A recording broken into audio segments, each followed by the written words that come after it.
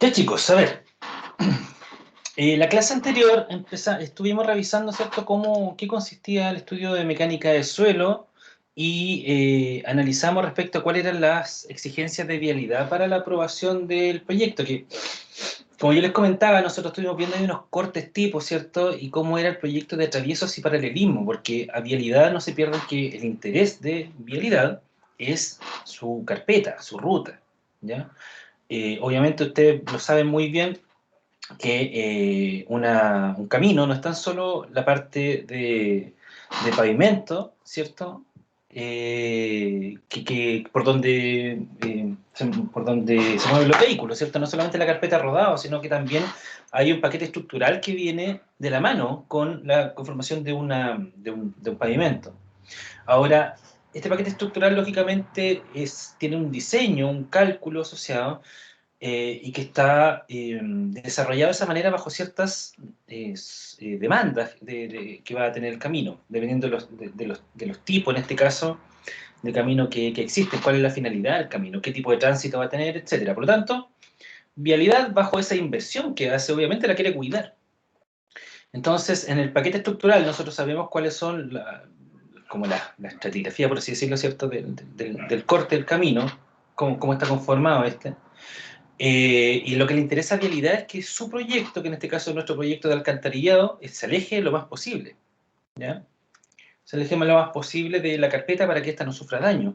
Porque obviamente si nosotros intervenimos el paquete estructural, si nosotros removemos material, está, en este caso, el camino perdiendo su homogeneidad, ¿ya? Por lo tanto, al perder la homogeneidad del camino, se generan espacios que produce el reacomodo de las partículas de este paquete estructural y que pueden producir que el camino se asente y se rompa. La carpeta, en realidad, que la carpeta se asente y se rompa. Por eso es que es importante para vialidad cómo nosotros tenemos emplazado y proyectado nuestro alcantarillado tal que se aleje lo más posible de su paquete estructural. Existe normativa respecto a cuál debe ser el distanciamiento mínimo que se exige de la carpeta. 50 centímetros bajo ciertos parámetros, 1 metro bajo ciertos otros parámetros, ¿cierto? Y hay que respetarlo y todo el trazado de la tubería tiene que ser respetando esa estructura que te presenta Vialidad.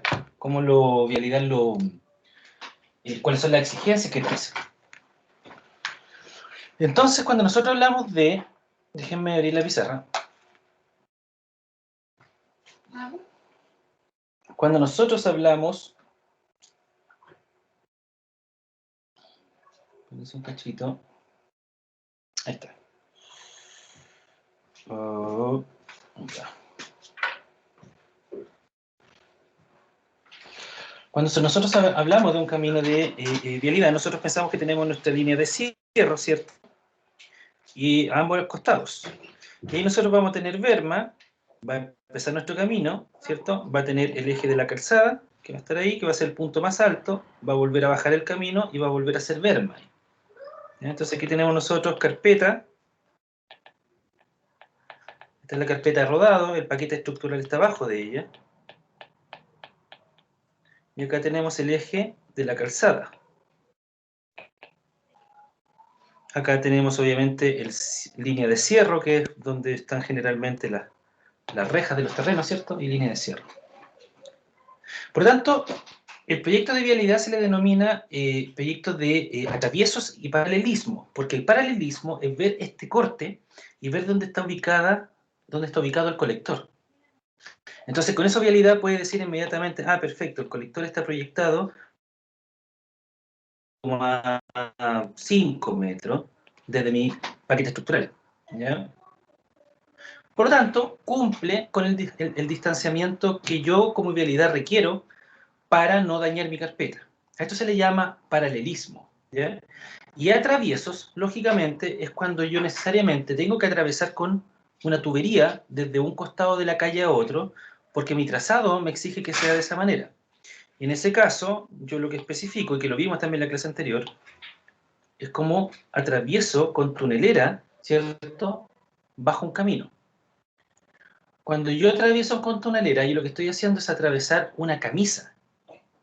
¿Ya? No sé, ¿ustedes conocen los atraviesos? ¿Lo han visto en algún otro curso? ¿Saben qué consiste un atravieso? ¿Lo han visto alguna vez, no?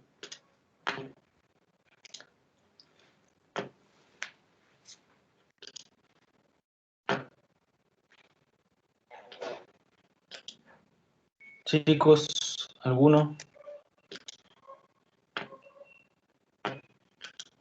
No, yo no, profesor. No, profe. Miren, aquí les voy a mostrar.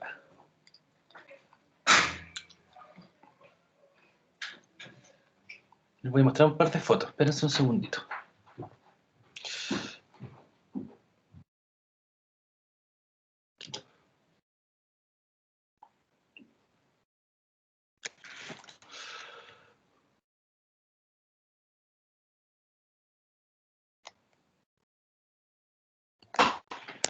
Un segundo, ¿eh?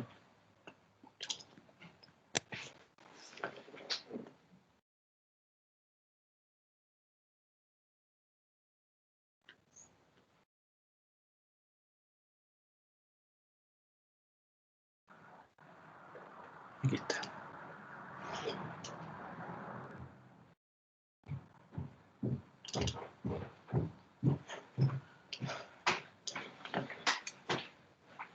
Desde donde yo estoy tomando la foto, que es acá, detrás de esta reja, está la carpeta, ¿ya? Está el camino. Y lo que yo estoy acá, esta tubería, es una tubería de acero de diámetro 400 milímetros. Entonces, acá yo instalo una máquina que es una hincadora, que lo que hace es golpear como un martillo a este tubo, y eso hace que éste atraviese por debajo del camino. ¿Cuál es la finalidad de eso? No tener que romper calzada para poder instalar la camisa. Entonces acá hay un martillo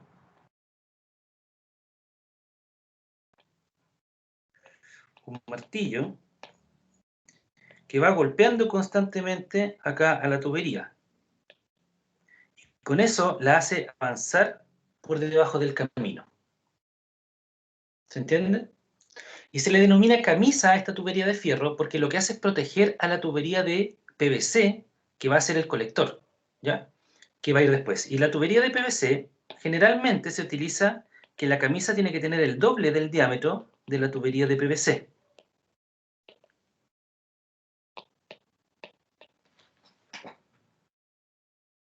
¿Se entiende? Y esa tubería de PVC lógicamente va a ir apoyada dentro de la tubería de acero, dentro de la camisa. Entonces, la idea, como les digo, de esta camisa es poder atravesar la calzada, o sea, perdón, la carpeta, el paquete estructural, muy por abajo, que el mínimo al que puede atravesar es a 1,20 m, la atraviesa para poder atravesar un colector, ¿ya? Eso está especificado también en los planos de vialidad que nosotros vimos en la clase anterior, se los voy a mostrar nuevamente para que recordemos. Déjenme buscarlo. Profe, ¿y la pendiente se maneja con el de acero o solo con el PVC? Es que el PVC va a ir acostado dentro del de acero. Entonces tienen que tener la misma pendiente. Los dos van a tener la misma pendiente. Si va a ir apoyado. ¿Me entienden, no? El de PVC Sí. está apoyado dentro del de acero. Entonces los dos van a tener la misma pendiente. Y ahí es donde está lo complicado, pues te dio en el clavo. Porque yo tengo que ver acá, esto, yo tengo que ir constantemente midiendo cota a medida que lo voy hincando. Cosa de ir verificando de que estoy entrando con la pendiente que corresponde. ¿Me entienden, no? Sí. A ver si hay algún atravieso aquí. Vamos a buscar, a ver si pillamos algún atravieso para que lo puedan ver.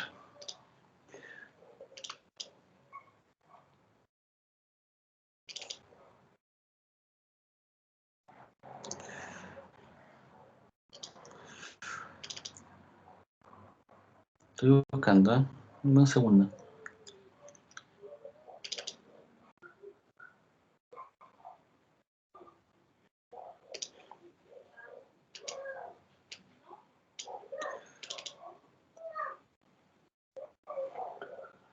Hoy no pillo ningún atravieso.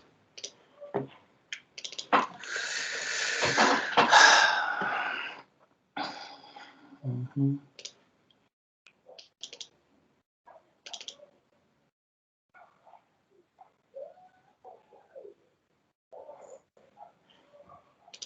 que pasa es que tengo los planos aquí, no los tengo por nombre. Entonces, donde no los tengo por nombre, no puedo saber cuál es, de qué sector. Aquí hay un atravieso, a ver.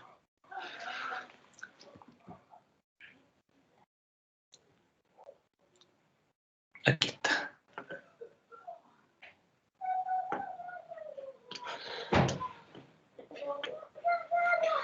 Este atravieso es este. Es este que está acá. Aquí hay un atravieso. Esto obviamente está en planta, está en el kilómetro 3478. Es un atravieso hincado, camisa de acero negro, diámetro 300 milímetros, diámetro exterior, el diámetro interior es 300, el diámetro exterior es 23,85, que eso es importante, porque con eso ustedes saben cuál es el espesor. El espesor que tiene que tener la camisa también tiene que estar normado y también tiene que cumplir ciertos parámetros mínimos, ¿ya? En este caso tiene un espesor de 23 milímetros, ¿ya? De 10 milímetros, perdón, de 10 milímetros, la mitad de eso. De 10 milímetros, 10,31 milímetros. Largo 11 metros. Ese atravieso está acá.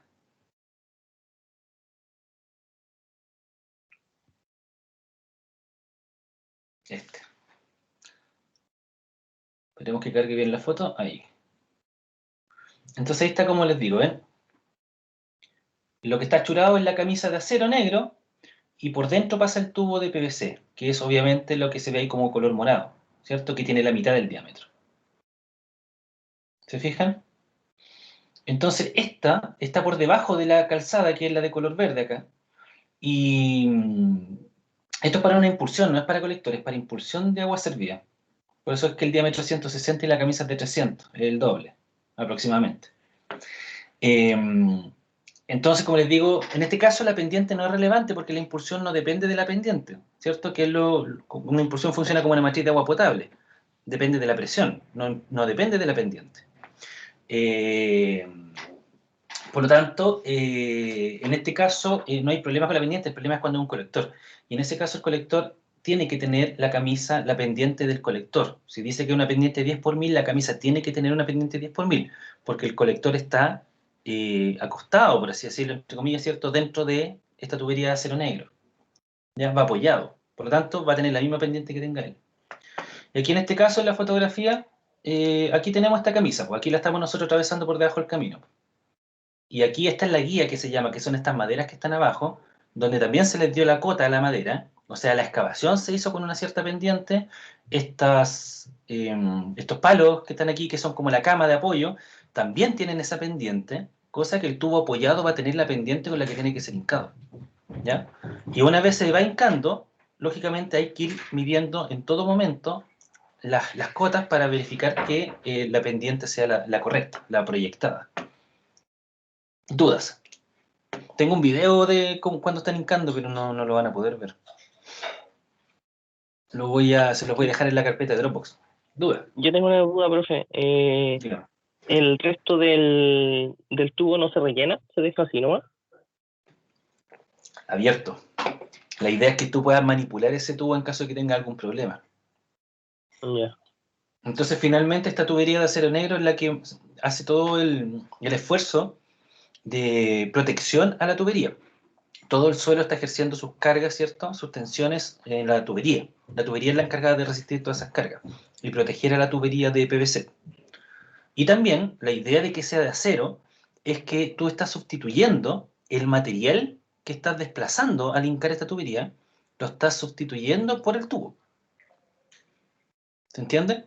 O sea, ahora en vez de tierra tienes un cilindro de fierro fundido hueco dentro del subsuelo. ¿Me siguen? Sí. Eso. No sé si hay otra duda con respecto a ese tema.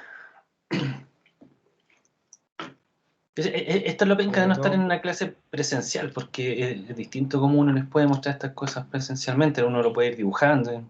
Bueno, pero ya, ¿qué vamos a hacer? Estamos en pandemia. Ok.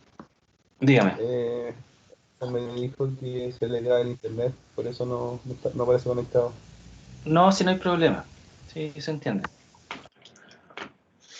A ver, ya, terminando el tema de vialidad, pasamos ahora ya a la factibilidad de las alternativas de solución. Ya pasamos la mecánica de suelo, ahora entramos a la factibilidad de la alternativa de solución. Yo me encargué de hacer el levantamiento de toda la comunidad, ¿cierto? Que era algo que hablamos en las primeras clases. Hice el levantamiento de toda la comunidad, hice la encuesta socioeconómica, sé cuánta gente conforma el núcleo familiar, qué sé yo. Y ya tengo el trazado de mi red de colectores. O sea, yo ya dije, dentro de mi análisis de la población total, determiné cuál era mi población efectiva, los que sí están, tienen la capacidad técnica de poder ser incorporados dentro de este proyecto de alcantarillado. Y por lo tanto ahora ya me queda analizar cuáles son las alternativas de solución. Entonces en este proyecto se analizaron tres alternativas de solución. Una era cómo fue ejecutado el proyecto original. Recuerden que este era un proyecto original que quedó botado, se fue a quiebra la empresa, y ahí quedó ejecutado en un cierto porcentaje y sin uso, porque no se terminó. Y aparte que más del 90% de lo que se ejecutó estaba mal ejecutado, estaba en malas condiciones. ¿Se acuerdan cuando analizamos el estudio de catástrofe? Por tanto, ese proyecto original, el que quedó votado, lo que se ejecutó era que cada sector, recuerden que estos son dos sectores, Quebrada de Agua y Mariposas, y cada sector trabajaba de forma independiente, tenían su propia planta de tratamiento.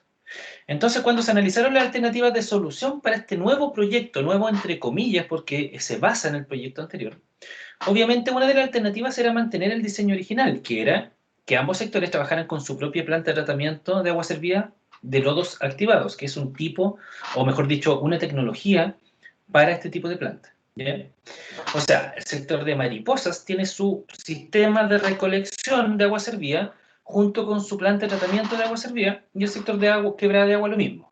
¿Ya? Tiene su propio sistema. Pero como yo les mostré en alguna clase también, voy a abrir el Google Earth para que lo veamos, a ver si está todavía dibujado, me parece que lo borré. Pero no importa, lo vamos a revisar aquí rapidito. Yo les decía aquí...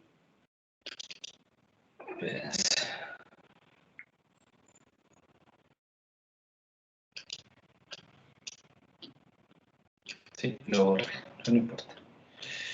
Aquí están los sectores. Aquí está San Clemente abajo, y el sector de Quebrada de Agua comprende a ese sector. Y el sector de Mariposas, el proyecto, comprende a este sector. Ahora no son tan anchos, ¿ya? O sea, obviamente, a ver, lo vamos a hacer en realidad mejor como corresponde, espérense. Comprende a este sector Quebrada de Agua. Aquí bien pegadito el camino. Ahí. Eso sería Quebrada de Agua, y Mariposas es esto.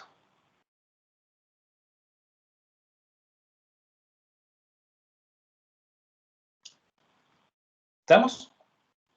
De hecho, si nos ponemos aquí a buscar las plantas de tratamiento, las vamos a encontrar. La planta de tratamiento de Quebrada de Agua era esta. ¿Se acuerdan que lo vimos en alguna clase al principio? Ahí está el reactor biológico.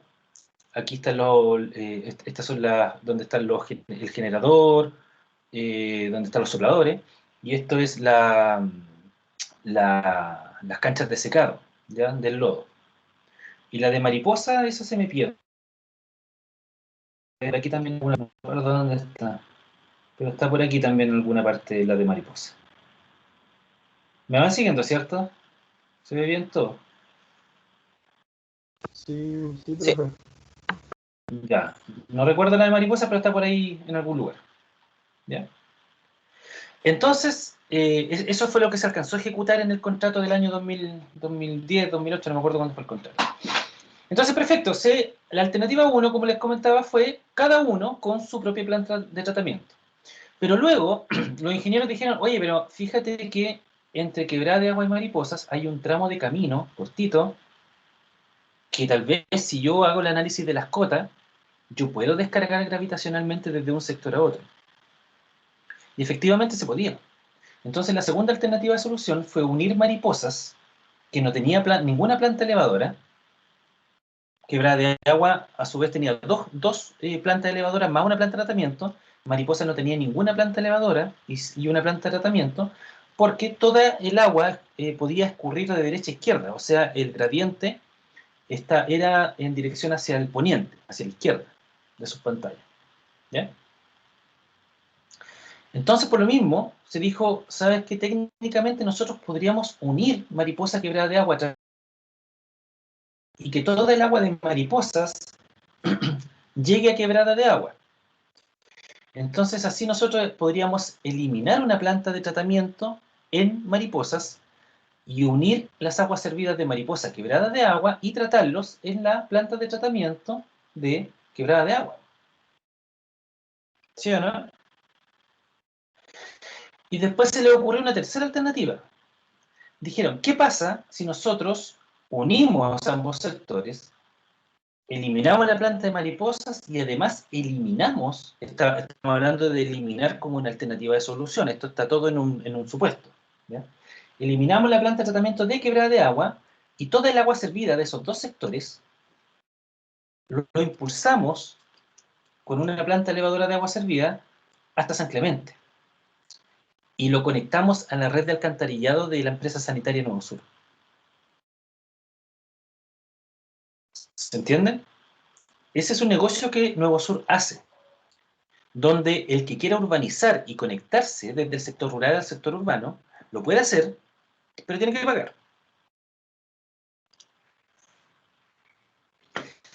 Entonces, alternativa 1, solución, cada sector con su propio plan de tratamiento. Alternativa 2, unir con un colector ambos sectores y tener una sola planta de tratamiento para ambos sectores unidos. Y una tercera alternativa, que es unir ambos sectores sin planta de tratamiento y conectarse a la red de alcantarillado de Nuevo Sur mediante un convenio o contrato 52 bis. Ahí está la alternativa, como les comentaba.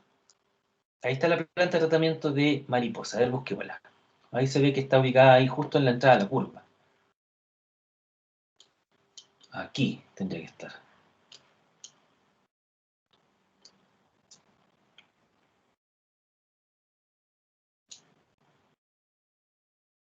Podría ser esa. Esa tiene cara de que puede ser la planta, a ver.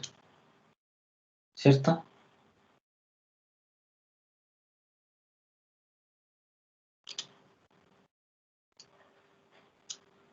Sí, yo diría que ahí está la planta. No, esa no, esa es una casa. Yo diría que esta es la planta, chiquillo. Ahí está ubicada. Pero esta no se alcanzó a construir casi nada. Ya. Alternativa 1, ambos sectores de forma independiente, donde Quebrada de Agua considera una planta de tratamiento y dos plantas elevadoras. Alternativa 2, eliminar la planta de tratamiento de Mariposas y unirlos con un colector y que la planta de tratamiento de Quebrada de Agua trate el agua de los dos sectores. Y alternativa 3, unir ambos sectores, eliminar las dos plantas de tratamiento y llevar las aguas servidas de los dos sectores hacia San Clemente.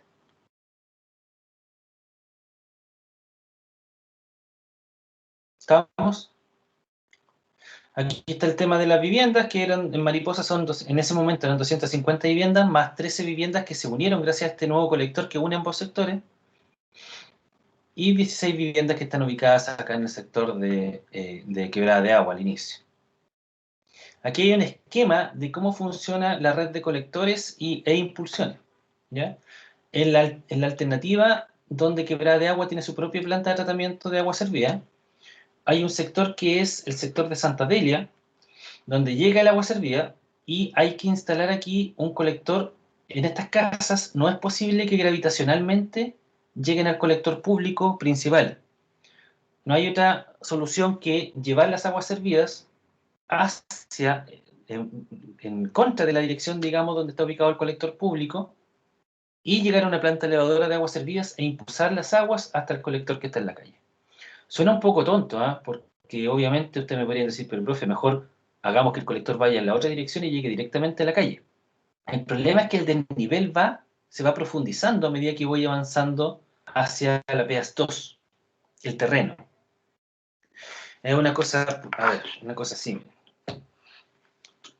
Lo que está pasando ahí en ese sector es un poco esto.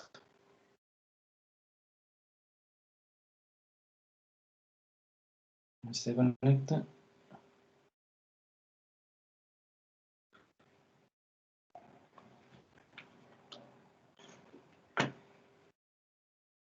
Conectó, ¿no? No.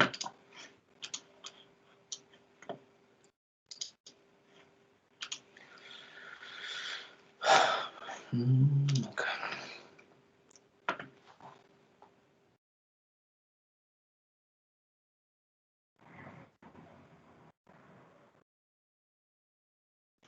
Sí. El colector público pasa por acá. Ahí está el colector público, lo estamos mirando esto en planta, ¿ya? El colector, este es el camino, pasa por aquí a un costado del camino al colector público, en esa dirección.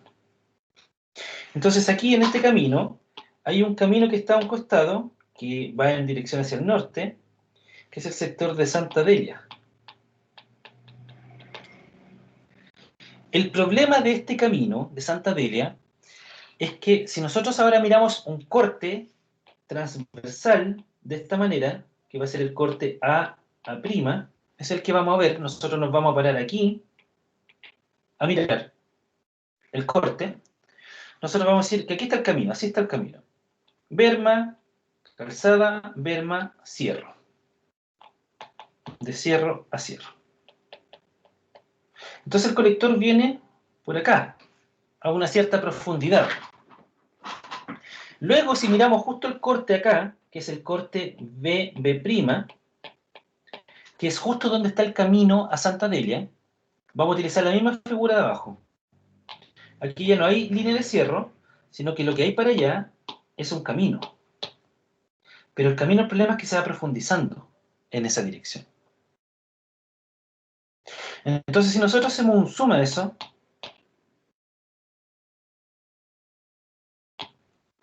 el camino va así. Acá está el camino de la ruta principal, el colector está por ahí abajo, y el camino hacia Santa Delia va así.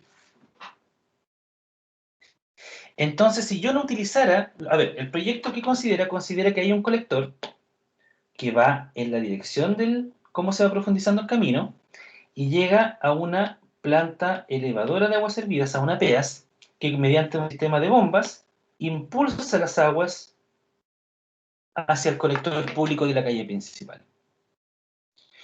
¿Qué hubiese pasado si yo decido no instalar esa planta elevadora y hacer el colector en dirección, el colector del camino a Santa Delia, hacerlo en dirección al colector público? ¿Qué hubiese pasado?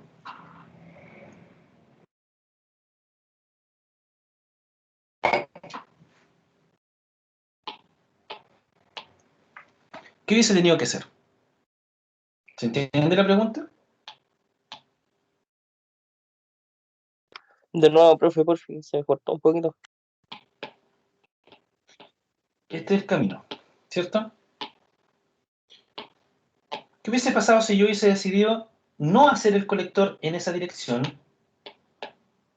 No hacer el colector en esa dirección hasta una PEAS, que después impulse el agua hasta el colector principal de la ruta, no me acuerdo cuánto es, la ruta K algo. El colector va hacia la derecha, llega a la PEAS y la PEAS impulsa hacia la izquierda hasta el colector principal. ¿Qué hubiese pasado si yo hubiese decidido hacer el colector hacia la izquierda para que llegue al colector principal? ¿Qué hubiese tenido que hacer?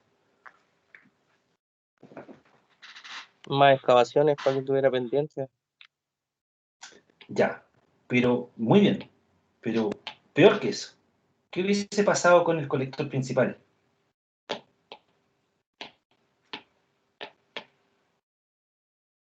Fíjense en el camino. Yo obviamente el colector va a partir ahí en algún punto y se va a ir, tiene que tener pendiente para que el agua escurra. ¿Dónde está llegando? Más abajo. Entonces, ¿qué tendría que hacer? Elevarlo igual después. No, porque no podría, porque quedaría contrapendiente. El agua no podría escurrir hasta el colector de la calle principal. ¿Qué podría hacer?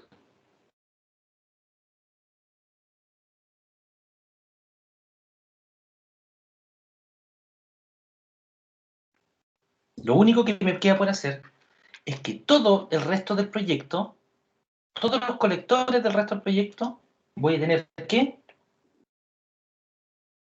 Bajarlos todos. profundizar. Exacto. Entonces tengo que bajar todo el proyecto para poder conectar ese sector. Y bajar todo el proyecto incluye, ¿cierto?, un movimiento de tierra gigantesco mayor. Se me hace más caro el proyecto. Aparte que se me hace más complicado porque no es tan solo colectores más abajo, sino que también son cámaras más profundas. Es mayor riesgo. Me implica tal vez hacer más intivaciones. Todo se me encarece el proyecto debido a todo. Todo se vuelve más complicado. Entonces, ¿qué es lo que dijeron? Cuando se proyectaron en ese momento los ingenieros, dijeron, mejor, en vez de profundizar todo el proyecto, hagamos que el colector vaya hacia la derecha, llegue a una PEAS, y esa PEAS impulse el agua hacia el colector principal, con un sistema de bombeo. Por eso es tan cortito ese tramo que llega hasta la PEAS, porque aquí está mal hecho el dibujo, no es que venga desde acá y doble y llegue a la PEAS. En estricto rigor aquí el colector sigue de largo. Es solamente para las casas que están en ese camino. ¿Ya? Es un error del dibujo, que más abajo lo vuelve aquí. Aquí se puede ver. ¿Ven? Aquí va el colector principal y aquí parte este tramo de colector que llega a la PEAS y la PEAS impulsa de vuelta al colector principal. Por lo que les expliqué recién. Luego, estos son los dos sectores unidos. Aquí está Mariposa, a la izquierda está Quebrada de Agua y entre medio está el colector que une ambos sectores. ¿Ya? Se une toda el agua servida de los colectores más este pequeño colector de la Santa Delia, donde está la PEAS 2, llega hasta la PEAS 1, todo el agua servida llega hasta la PEAS 1 y la PEAS 1 impulsa hasta la planta de tratamiento. Esta es la alternativa para ambos sectores unidos, con una sola planta de tratamiento para ambos sectores. Profe, ¿Sí? me imagino que es por el terreno, pero uno podría haber proyectado de que de la planta de elevación ir directo a la planta de tratamiento. O sea que llegue con dos Es que, vías. es que en Una el de dibujo la de PEAS arriba, 2 a la planta. sí, de ahí directo se ¿Este? ve. Pero me imagino que no se hizo porque debe haber casa al medio o algo. Que me da la impresión que era más corto. Pero usted dice cómo llegar de la PEAS 2 a la planta y desde la PEAS 1 a la planta. No, solo con la ¿Eso? PS2. La otra no encuentro que está más recta. Pero esa me llama la atención. Es que la PEAS 1 debe seguir existiendo. La PEAS 2 descargue o no en el colector, la PEAS 1 existe, porque la PEAS 1, fíjese, mire, esto es Mariposa. Viene el agua servida viajando, sigue derecho aquí, sigue derecho, aquí se une el agua que viene de este sector, y el agua que viene de este sector, esto es todo colector. Viene, aquí ya se juntó el agua de todas las casas de los dos sectores y llegan a la PEAS 1 y la PEAS 1 impulsa la planta de tratamiento.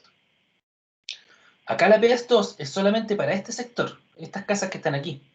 Que como les expliqué recién, por un tema técnico no podían hacerlo ir en la otra dirección hacia el colector. Y esa PEAS impulsa hasta la cámara que está en el colector principal. Ahora, su pregunta, a ver si la entiendo bien, es que ¿por qué la PEAS 2 no descarga directamente a la planta? Sí, exacto, porque me imagino que también le quitaría un poco de carga a la PS1. Claro, sí, tiene razón, pero piensa en la inversión de la impulsión, porque se conecte la PEAS 2 o no a el colector principal, el colector principal va a seguir existiendo y va a seguir llevando agua servida de mariposas y de lo que se va uniendo aquí para abajo, a medida que me voy acercando a la PEAS 1. Pero si hace que la PEAS 2 descargue directo a la planta, aparte del problema que, como bien dice usted, No hay que llegar y pasar por los terrenos privados, hay que irse igual en una línea paralela al colector, por la calle. Y al final sale más caro porque tiene que hacer una impulsión más larga hasta llegar a la planta. Son bombas más grandes, es mayor longitud de impulsión, ¿cierto? Más excavación. Y aparte, recuerde que las bombas, una cosa es la inversión y después vienen los costos de energía para operarlo. Entonces, bombas más grandes implican más costos. Entonces, por eso es más conveniente sacarlo directamente aquí al punto más cercano, que es esa cámara que está ahí, en ese punto.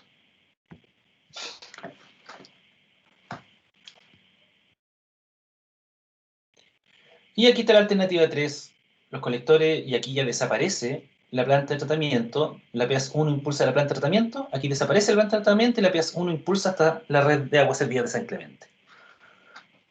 Esas son las tres alternativas. ¿Dudas ahí?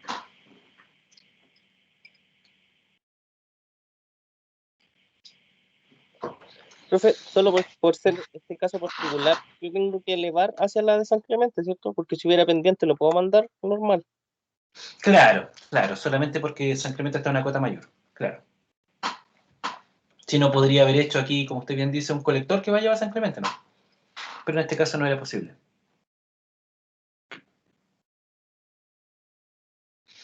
Por eso aquí lo importante, chiquillo, de tener buenos proyectistas. Y cuando hablo de proyectistas, hablo de dibujantes. Y buenos topógrafos. Porque así como te pueden salvar un proyecto, te pueden matar un proyecto los topógrafos. Si no es un topógrafo malo, estáis frito. Esta cuestión es topografía al callo, o sea, no pueden cometer errores. Te matan el proyecto.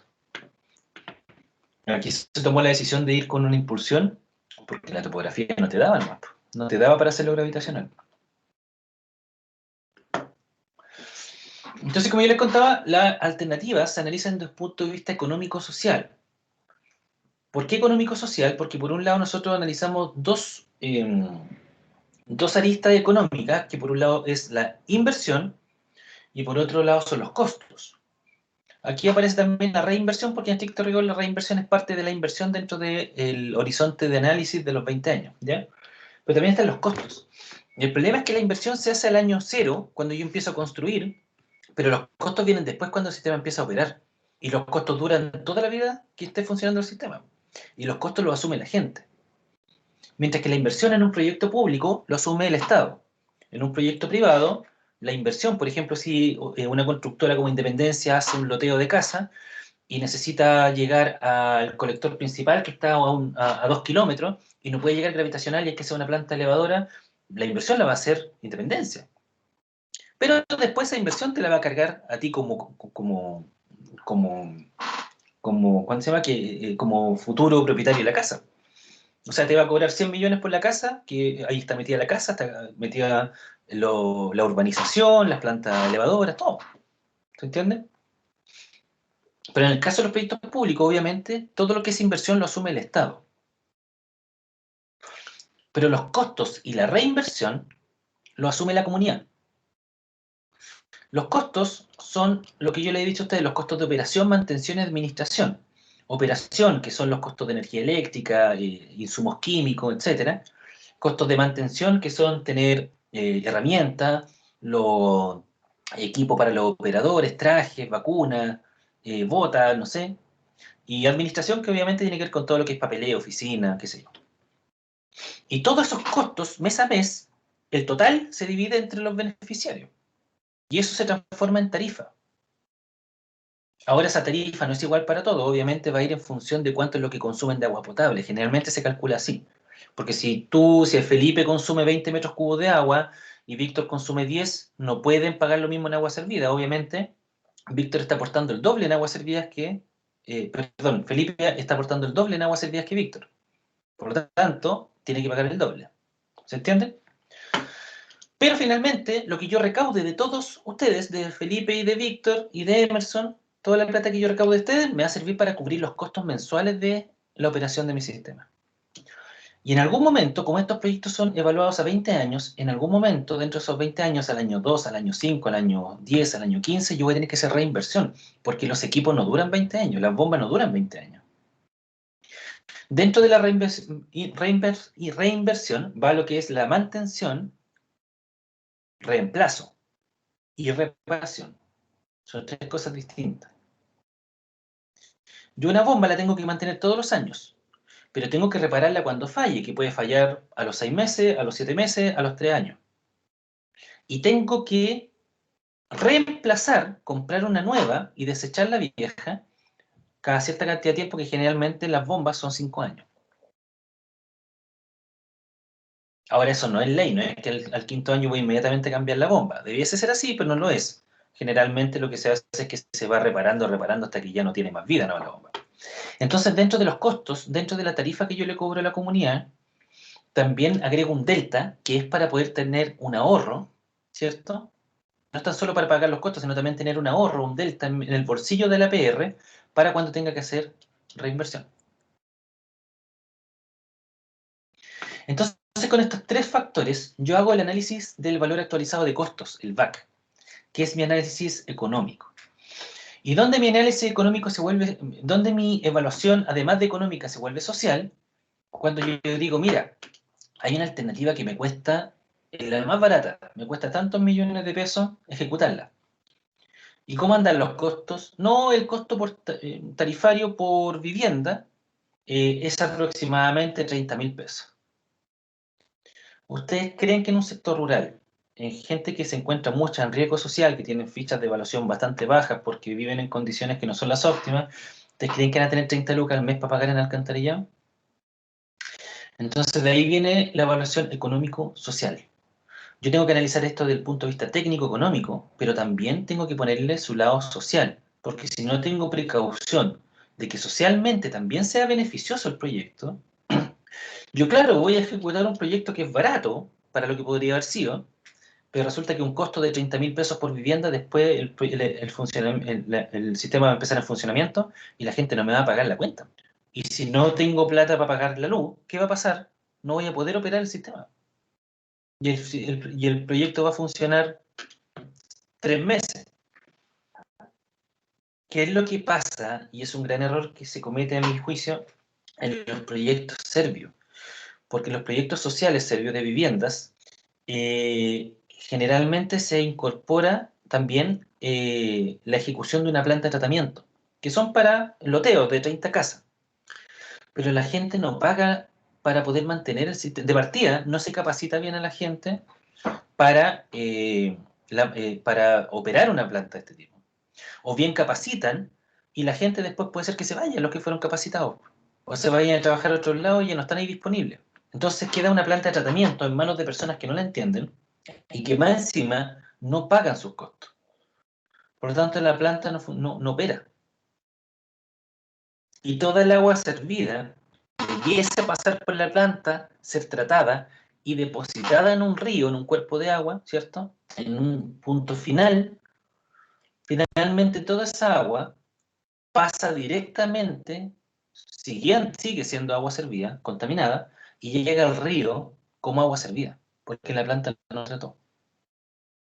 ¿Por qué? Porque no se le compraron insumos químicos, porque no están funcionando los sopladores, ¿cierto? Y no están oxigenando las bacterias todas se murieron porque no recibieron oxígeno, por lo tanto no tienes bacterias que se coman la materia orgánica, no tienes cloro para clorar el agua está pasa por una piscina nomás y sigue su camino y llega al río como agua contaminada. ¿Se entendió?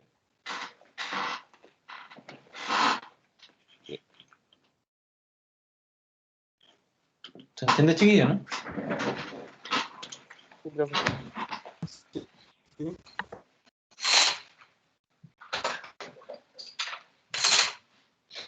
Entonces de ahí viene la importancia, la relevancia de este análisis desde el punto de vista tanto económico. Es fácil hacer cálculo. Es fácil evaluar económicamente algo. Ponerle números, lucas, decir cuánto cuesta, es súper fácil. El tema complejo es cómo eso concientizarlo a la población. Cómo hacer que la gente se haga partícipe de un sistema. porque si no se hace partícipe, no lo va a pagar, y al no pagarlo, el sistema no va a funcionar y va a quedar botado. Y generalmente termina como cacho de la MUNI.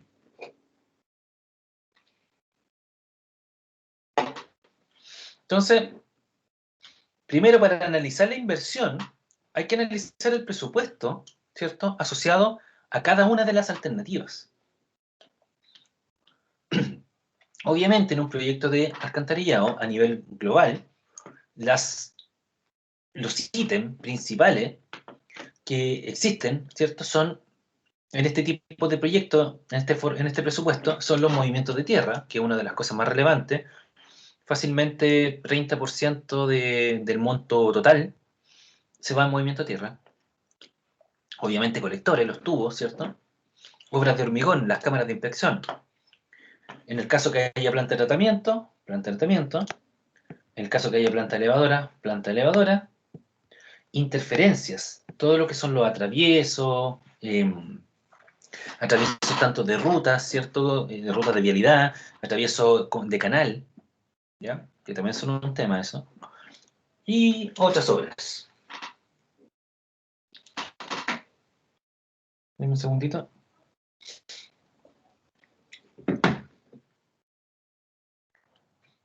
Entonces, si analizamos cada uno de estos ítems, ¿cierto? Macro ítem, por así decirlo, y nos vamos al desglose, vamos a ver que siempre en el movimiento de tierra nos vamos a encontrar con las mismas partidas. Nosotros supongamos que tenemos acá nuestra línea de cierre, nuestra berma, calzada, berma, línea de cierre. En el sector rural, vialidad a nosotros no nos permite ir con el colector por en medio, esta es CI, cámara de inspección, no nos permite ir con el colector por en medio de la ruta, porque lógicamente aquí tiene esto una, una línea de acción, por así decirlo, donde es primero el agua servida, las cámaras, y después se pavimenta. Pero como estas rutas ya están pavimentadas, yo no puedo romper la carpeta para hacer ejecutar un proyecto alcantarillado y después volver a hacer la carpeta. Eso no está permitido, no te lo permite vialidad. Y la lógica tampoco te lo permite. O sea, ¿para qué vamos a romper y reinstalar pavimento si tengo una berma donde trabajar? Entonces yo me voy a ir por la berma, cerca de una línea de cierre, ¿cierto? Voy a elegir alguno de los dos costados del camino, y para poder instalar mi colector a la profundidad que corresponda, yo voy a tener que hacer una excavación. Y esa excavación, lógicamente, va a ser algo así, donde generalmente el ancho de la excavación es el diámetro de la tubería más 0,3 metros por lado. O 0,6, 0,3 está bien, 0,3 está bien. O sea, 0,6 metros en total. No, esto es 0,6, chiquillos, estoy yo mal. Es 2 por 0,6. Acá. 2 por 0,6 metros. Por lo tanto, es generalmente el diámetro de la tubería más 1,2 metros, ¿cierto?, de ancho de excavación. O sea, en el caso que la tubería sea de 200 milímetros, que generalmente son las que se utilizan por norma, para colector, tenemos que el ancho de la excavación va a ser 1,4 metros. Todavía tengo dudas. Vamos a revisar este dato después en la especificación técnica. No entro la duda. Entonces vamos a tener, supongamos que está bien 2 por 0,6, vamos a tener una excavación de 1,4 metros de ancho. Luego, que están acá en la excavación, que son de 0 a 2 metros, tenemos una cierta cantidad de excavación y que tiene un cierto precio, que en este caso son 6.500 pesos. De 2 a 4 metros sube a 9.100 y de 4 más metros a 12.000. ¿Por qué creen ustedes que a medida que aumenta la profundidad va aumentando el valor unitario?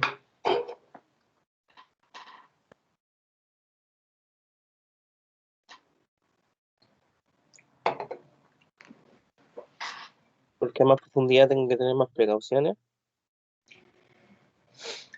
En cierto sentido sí, pero en realidad es algo que nosotros ya vimos.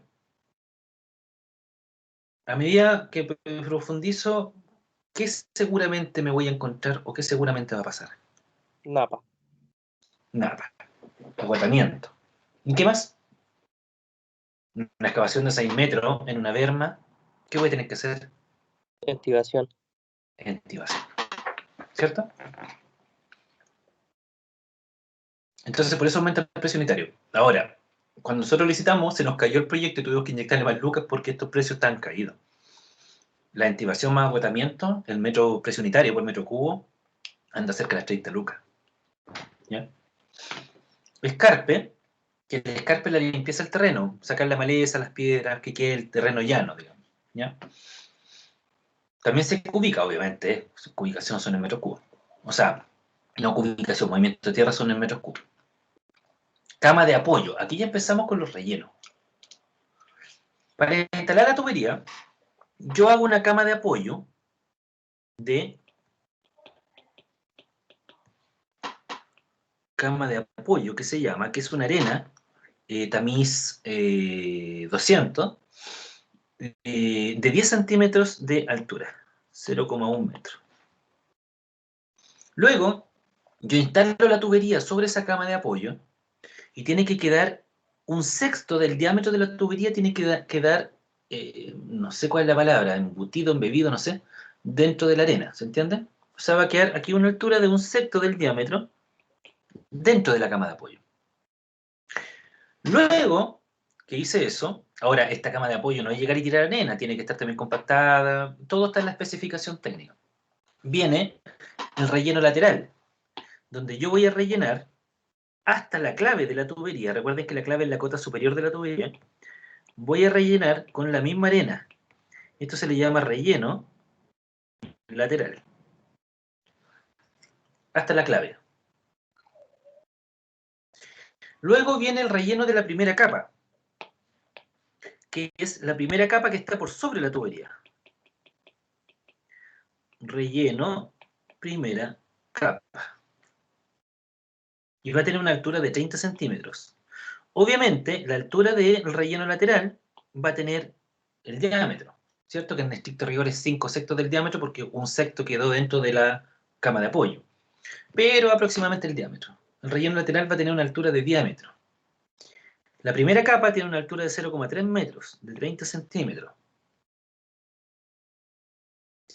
El relleno intermedio generalmente tiene una altura entre 30 a 50 centímetros, supongamos 0,5. ¿Ya? Este es el relleno intermedio. Y finalmente viene el relleno final, que es hasta el nivel del suelo original. Y que se hace ese relleno final con el mismo material de la excavación. El relleno intermedio y el primera capa, no recuerdo la granulometría exacta, pero no es arena, no es fino. ¿Ya? Es más bien un suelo mezclado con un poco de gravilla. ¿Ya? Tiene un tamiz distinto nomás. Pues, tamiz 4 parece que era, no recuerdo bien. Entonces, fíjense lo complicado de esto, porque estamos hablando de hacer un proyecto de 17 kilómetros, donde tengo que hacer todos estos rellenos, que tienen su compactación, el tubo colector tiene una cierta pendiente. Es un tema. Después tengo que hacerle las pruebas de luz, pruebas de estanquidad, hermeticidad. O sea, es mucha pega esto. Y obviamente todo lo que excavé y que fue reemplazado por arena, fino, gravilla y todo el cuento, ¿cierto? Me va a generar excedente de material excavado. Y ese excedente de material excavado tengo que ir a depositarlo a algún punto que esté autorizado.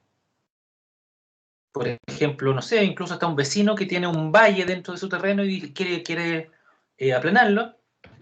Perfecto, vengan a dejarme a mí esa tierra y me la dejan aquí nomás. Y yo la compacto después. Y con eso aumento la cota en mi terreno.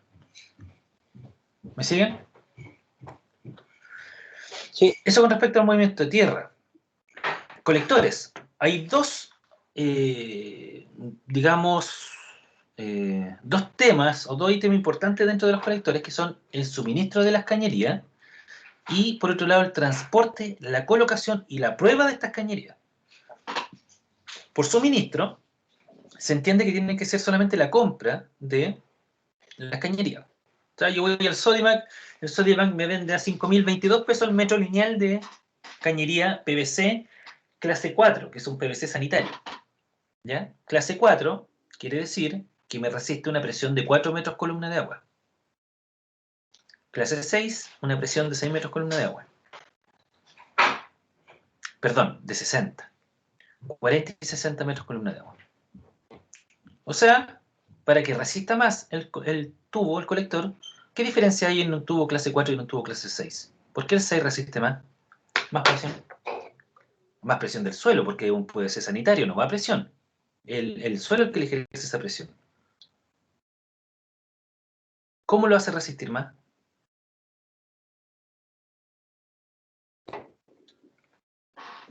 Por densidad o por espesor. Por espesor. ¿Cierto? Un clase 6 tiene un espesor mayor al clase 4. Y con eso tiene mayor resistencia a la presión del suelo. Recuerden que estos son cañerías sanitarias. No son hidráulicas como el caso de las matrices de agua potable. Estos son colectores sanitarios. Son tuberías de menor calidad, menor espesor. ¿Ya? Cuyo espesor solamente tiene que resistir la presión del suelo, pero no tienen la presión del agua que resiste. Y por otro lado está el transporte de estas cañerías, colocarlas y probarlas, que quedaron bien instaladas. Y eso tiene otro precio. Ahora, si se fijan bien, veamos el ítem 11. PVC clase 4, diámetro 200 milímetros. Los metros que tuve que comprar son 5.022. Pero los que transporté, coloqué y probé son 4.881. ¿Por qué creen ustedes que es menor en ambos casos?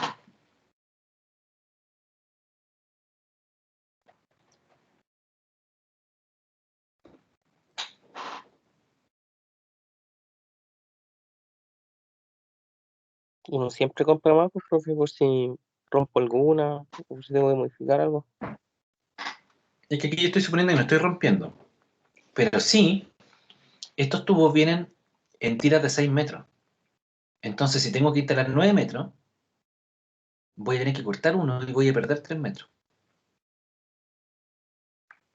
Entonces acá, este cálculo siempre se hace basándose en que vas a tener un cierto porcentaje de pérdida. Que es en este caso esos pedacitos que tú vayas a cortar y que se van a perder. No vas a poder utilizarlo en otro lado.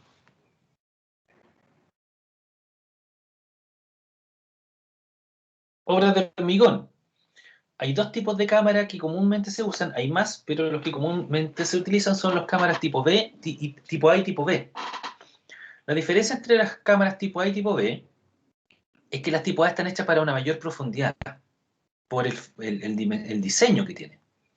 Una cámara tipo B es como la cámara que ustedes tienen en la unión domiciliaria. Si le van a abrir, saquen la tapa y fíjense que está la canaleta al medio, ¿cierto? Tienen a los lados tienen la banqueta, que son estas pendientes que llegan hasta la canaleta,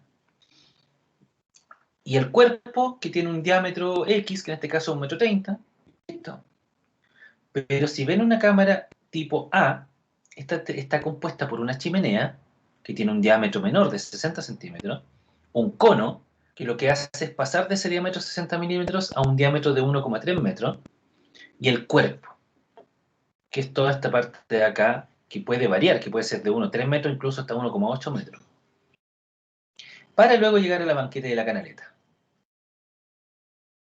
La altura límite entre utilizar un tipo de cámara y otra, creo que es 1,73 o 1,71 metros, no recuerdo bien. O sea, yo puedo utilizar una cámara tipo B de 0 hasta 1,73 metros, y a partir de 1,73 metros de profundidad a la que está el colector, porque acá llega el colector donde está la canaleta, ¿cierto? Si es mayor a 1,73 metros la altura disponible, entonces hay que utilizar una cámara tipo A. Entonces, como yo ya hice el trazado de mis colectores, sé por dónde pasan, sé dónde están los sé dónde están los colectores, a qué profundidad están, dónde están las cámaras. Yo ahí puedo ubicar cuántas cámaras son de un tipo y cuántas de otro tipo, dependiendo de la profundidad del colector. Obviamente tienen un precio distinto, y Profe, de acuerdo al número de cámaras que proyecté, lo puedo evaluar. Dígame. en una consulta, ¿qué es la faja que se ve en la tipo A? Pero la tipo B no tiene. ¿Dónde se faja?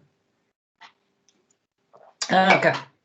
Lo que pasa es que tiene un recubrimiento de hormigón, o sea, de mortero en realidad, no de hormigón, de mortero dentro de la cámara. Entonces lo que permite eso es que todo protege, como va aumentando la presión externa, porque esto está todo bajo tierra, como va aumentando la presión externa le da un poquito más de resistencia y además sirve para la impermeabilización. Es un Ay, poco eso. ¿Qué más? De aquí nada más. Bueno, las tapas de calzada lógicamente van a ser la suma de las cámaras. Cámaras tipo A son 89, cámaras tipo B 10. Necesitáis 99 tapas, ¿cierto? Y los suministros de escalines. Los escalines están a 30 centímetros uno de otro. Está claro que son para bajar y subir dentro de la cámara. Están a 30 centímetros uno de otro. Siendo el último escalín el que está más cerca de la banqueta a 50 centímetros. ¿Ya? Entonces, no es más que multiplicar, en este caso, los 30 centímetros por la profundidad de la cámara y con eso vas determinando cuánto es el número de escalines que necesitas. Planta de tratamiento. En este caso, como era una planta, este proyecto viene a reemplazar una planta existente. Hay demolición de obra existente, construcción de cámaras de pretratamiento, porque una planta elevadora, o sea, perdón, una planta de tratamiento de aguas servidas tiene tres fases, que son eh, la primera, que es donde se hace la retención de grandes sólidos, cuando vienen bolsas de basura, cáscaras de, no sé, de algún alimento, de plátanos, por ejemplo, piedra, no sé, lo que sea, queda retenido en una primera etapa. Tiene un sedimentador también que permite que los que lograron pasar por las cámaras de reja, donde se retienen estos sedimentos de mayor tamaño, puedan decantar dentro del sedimentador. Y con eso ya pasa el agua netamente con carga orgánica y con químicos, porque viene agua de los lavaplatos, de las duchas, vienen con jabones y cosas por el estilo. Luego pasa a un sistema secundario que se denomina, espérense, déjeme mencionar. El sistema secundario de tratamiento, que es las grasas, ¿ya? Los jabones, las grasas de los alimentos, todo eso también en este caso se extraen del agua servida, que ya viene sin sólido grande, se extrae la grasa y ya queda solamente agua con carga orgánica. ¿Ya? Y a esa agua con carga orgánica entran al tratamiento biológico, que es donde están las bacterias que se comen la carga orgánica. ¿Ya? Por eso aquí dice, fíjense, cámara de pretratamiento, luego viene el digestor de lodos, sedimentador está aquí metido también, cámara de aireación y desinfección. ¿Ya? Entonces aquí sale en realidad un presupuesto global de todas las obras que considera una planta de tratamiento. ¿Ya? La urbanización del sector, porque obviamente tienes que urbanizar, tienes que construir estacionamientos, soleras, baños, cierros, etc. Equipos, interconexiones, los sopladores y las bombas. Los sopladores son bombas que en vez de impulsar agua, impulsan aire. ¿Ya? Y que esos sopladores permiten llegar al reactor biológico para inyectar oxígeno al agua y con eso las bacterias pueden respirar para poder seguir viviendo y comiendo. Suministro de instalación de piping, suministro de instalación de difusores, que esos son cuando estas bombas, que son las que impulsan oxígeno, que son los sopladores, llegan a los difusores, que son los encargados de repartir las burbujas de aire dentro del reactor biológico.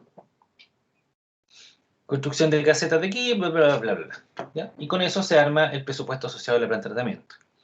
Planta elevadora, algo muy similar. Construcción de cámara de reja para la retención de los sólidos de mayor tamaño. Pozo húmedo donde están las bombas y que impulsan el agua servida. Construcción de cámara de válvula y ventosa. Urbanización de recintos, cierros, portón, solería, superficie, circulación y estacionamiento de equipo de interconexiones, suministro e instalación de equipos de bombeo, etc. Y con eso también se ubica y presupuesta cuánto cuesta cada una de las plantas elevadoras. Interferencias viales, que es lo que les comentaba yo, reconstrucción de fosos, reconstrucción de cierro, en el caso de que pasen a llevar algún cierro de algún terreno, reinstalación de señalética, afianzamiento de postación eléctrica, atraviesos de camino, atraviesos de obras de arte y canales. Otras obras, instalación de faena y otras cosas más que hay que considerar también dentro del presupuesto.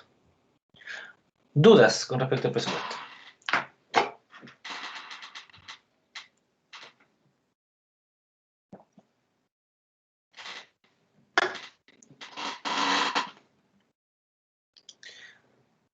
Chiquillos, consulta, ¿cuándo es el receso? ¿El 17 o no? Sí, profe, el lunes. Lunes 17, ahí No, está no. esa semana. Sí. Ya, entonces tenemos la próxima clase, de ahí tenemos receso. ¿Les parece si podríamos, ya que somos 4 nomás, podríamos organizar una visita a terreno? ¿Tienen cómo moverse ustedes o no? Sí, profe. Víctor, Sí, profe, estaría bueno.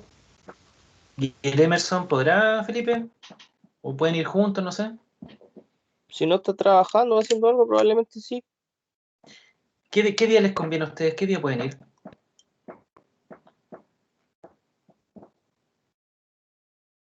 Yo cualquiera, profe. ¿Por qué no me dan sus Yo números igual, profe, telefónicos? porque ya. ¿Se lo dejamos escrito aquí en el chat o se lo decimos? Dígamelo al tiro. Voy a armar un grupo como para que nos pongamos de acuerdo, Víctor Evia, y vayamos a terreno para mostrarle esto. Yo creo que sería más interesante que lo vieran. Alumno. Ya, dámelo, Víctor. Más 569. Igual, profe, tenemos un grupito en WhatsApp, si 76. quiere lo agregamos a usted. Ah, ¿ustedes tres tienen un grupo? Sí. Ah, Sí. ya, pues entonces créeme ustedes, amigo. Ya.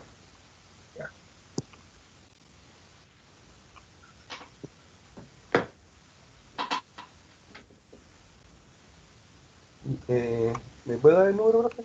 Así yo se lo mando al Más, grupo. cin- más 569 79 25 7492.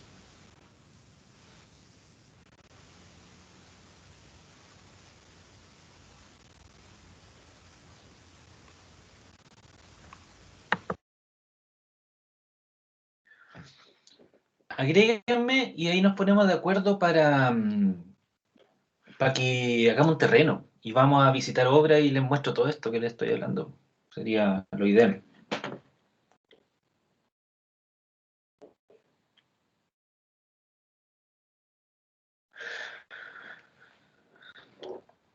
Al tiro, profe. Ya. Sigo. Entonces aquí nosotros pasamos a lo que es el tema del 52 bis, que el 52 bis, lo que dice este artículo dentro de la ley sanitaria, que lo podemos buscar. Oh, vamos.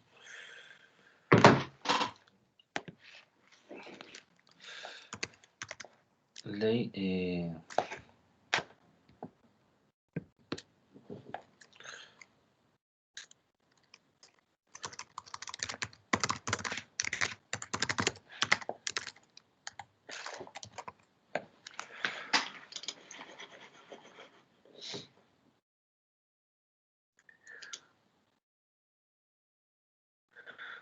Si nos vamos a la ley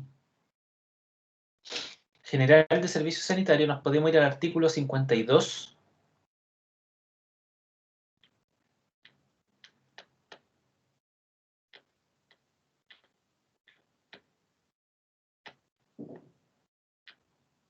Oh, ¿qué onda? Está muy antiguo parece, ¿eh? No, no está bien aquí. Está el 52. 55, aquí estamos cerca. Aquí está. Fíjense el artículo 52 bis. Los prestadores podrán establecer, construir, mantener y explotar sistemas de agua potable, alcantarillado y tratamiento de aguas servidas en el ámbito rural, porque la ley de servicios sanitarios y la concesión que se hizo fue a partir de que las sanitarias, las empresas que se hicieron cargo del agua potable y agua servida en las ciudades, Nuevo Sur, Esvío, Sal, Agua Andina, qué sé yo, se hicieran cargo del sector urbano. Pero dentro de la ley se hizo un artículo, que es el artículo 52 bis, que dice que estos prestadores podrán establecer, construir, mantener y explotar sistemas de agua potable, alcantarillado y tratamiento de aguas servidas en el ámbito rural, bajo la condición de no afectar o comprometer la calidad y continuidad del servicio público sanitario.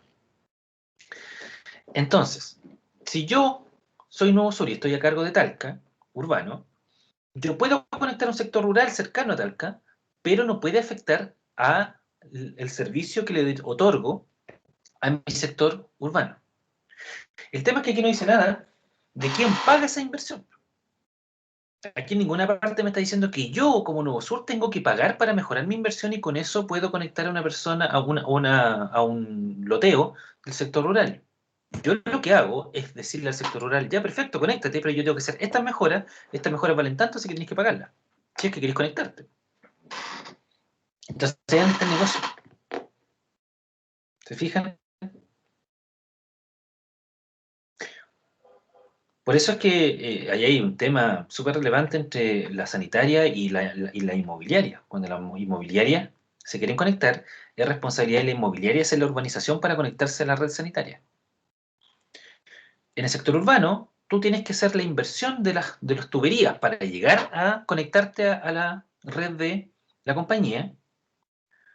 Y si hay que crecer en cuanto a infraestructura, por ejemplo, la planta de tratamiento tiene que crecer porque estoy sumando mucha gente, ahí es responsabilidad mía como sanitaria, si es que estamos en el sector urbano. Pero si es alguien del sector rural, yo le puedo decir, ya, pero yo tengo que aumentar el tamaño, el dimensionamiento de mi planta de tratamiento, y eso tienes que pagarlo tú. Eso es lo que me permite el artículo 52 bis.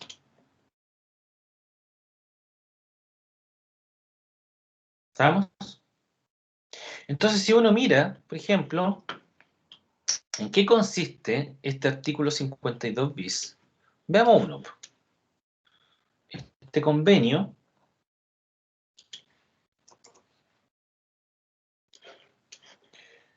documentos de trabajo, convenio 52 bis, aquí están los convenios ya protocolizados. Aquí está el convenio entre la comunidad de, esta es Quebrada de Agua, Mariposa. Quebrada de Agua Profe, y Nuevo Sur. Dígame. no sé si soy yo, pero no veo nada. No le veo su pantalla. Yo tampoco, o sea, solo propuesta 52 bis. Debe estar medio lento porque yo ya lo abrí acá.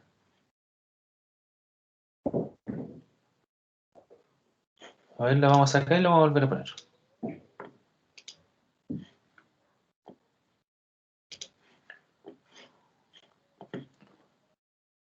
Ahí sí o no.